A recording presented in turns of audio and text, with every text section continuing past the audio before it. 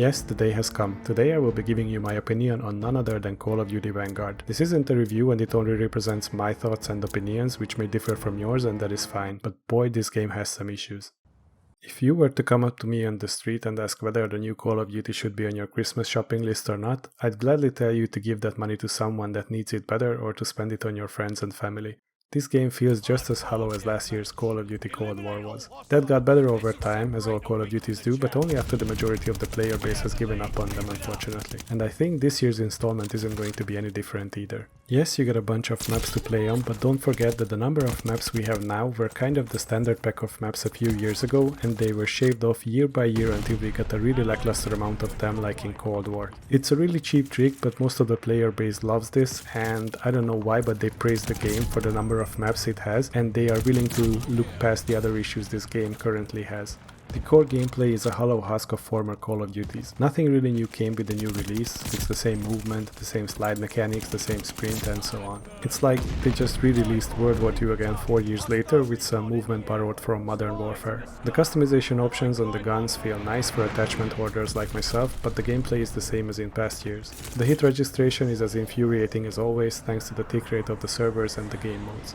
Do you remember all your Call of Duty deaths where you were sprinting behind cover thinking you were safe only to die behind it half a second later? The game decided that it looked like you were still sprinting in the open from the enemy's perspective. Yeah, those are here again.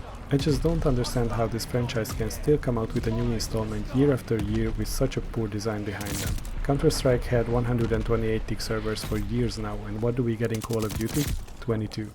22 updates of player position, movement, shooting, everything in 1 second. That's why it feels like you just die from one bullet sometimes. From the enemy's perspective, they were hitting you with 2 or 3 bullets by the time the game even recognizes this, and it applies all their effects, counting in damage of course, to you at the same time. And the result? Well, extremely low time to kill ratios, and that's not even mentioning hardcore game modes of course, which are even worse. But what about the graphics then? It should be getting better and better every year, right?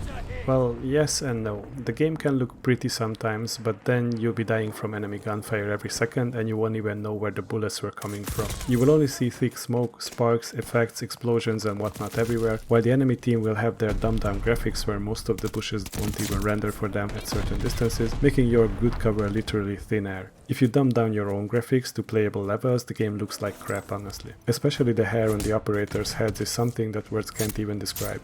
Shadows, pixelation, textures, everything just feels like a blurry mess. Finding the sweet spot between your system's capabilities, FPS and visuals that don't look like Quake 2 from the 90s will need constant testing from your side, or following a test-based YouTube guide that tells you which option impacts performance in the right way and which one of them doesn't even work.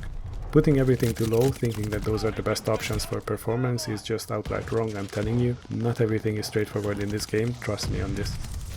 To be honest with you, I didn't even buy the game. I knew I didn't want to pre-order it, that's for sure. I've been burned by games this way more times than I dare to admit, so this year I waited.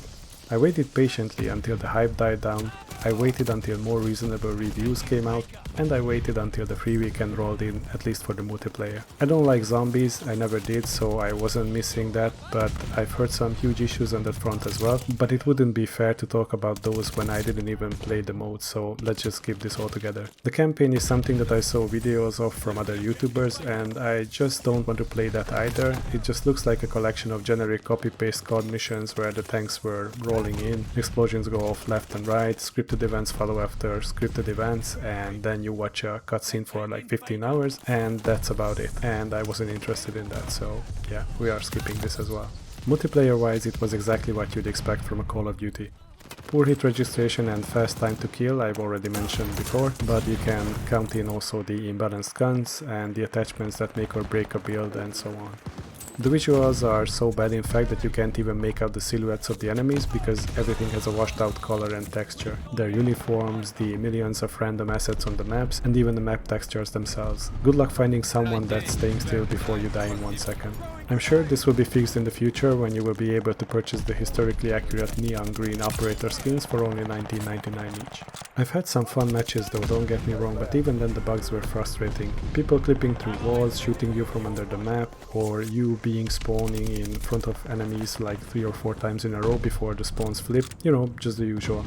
The highlight system at the end, or should I say the highlight systems at the end of the match, were just as bad. I'd rather stare at the final scoreboard for 30 seconds straight if it was there to mask the loading times in the backgrounds rather than this piece of mess. The final play of the game doesn't even show you the full play that someone made, or sometimes the camera is just staying in a fixed position showing you nothing, but from the audio you could guess that someone was probably making a triple kill or something nearby.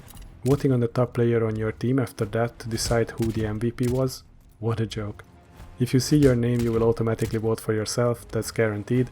If nobody else votes, then all the 3 people that are there will get the MVP medal each, so it's like a participation trophy for everyone. If others vote, it's based on who you are friends with and the general bias towards groups of people. Was it a domination match where you had the most captures and defense, essentially playing the game mode as everyone should? Good for you. What did the other 2 people do though? Well, one of them has the highest number of kills, of course, awesome, and the third one is just described as the runner-up of the match for whatever reason. Call of Duty people will only see one stat, and that is the number of kills someone did, so good luck getting the MVP for your achievement in this case. Another good example is if you play a female character or characters of color. You really thought that people will vote for you when there's GigaChat the alpha male on the screen as well? Well, it's time to wake up. So yeah, I'd rather look at the scoreboard instead of these 2 systems at the end of each match. After this, your attachment and rank unlocks just load in way too slow. Sometimes even the next match is about to begin while you're still getting your rewards for the previous one. If you skip them, you have to manually go through all of them to see what you've got.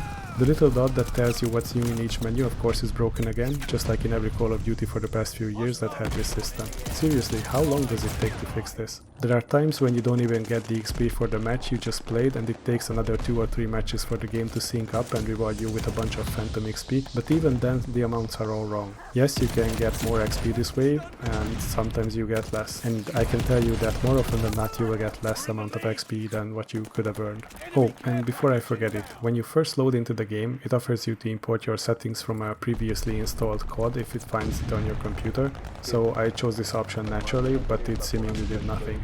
I had my sensitivity so high that I did a 360 when I gently touched my mouse, and all the other settings were cranked to the default positions that were suitable for my computer.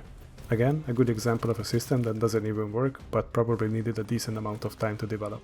I think I've talked enough about this game for you to see that this isn't something that I'd tell you to buy as of now. Will I buy it in the future? Probably yes, but only if it gets heavily discounted.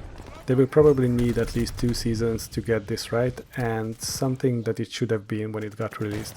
Playing until season 1 or 2 ends was like a paid beta test for all Call of Duties for the past few years, so if you want to buy and play it now, buckle up for a bumpy ride. Thanks for listening to my rants about this game. I know I missed a good couple of things that other YouTubers probably already included in their videos and reviews, but don't forget that this isn't a review, this is just my opinion based on the free weekend that we got this past couple of days.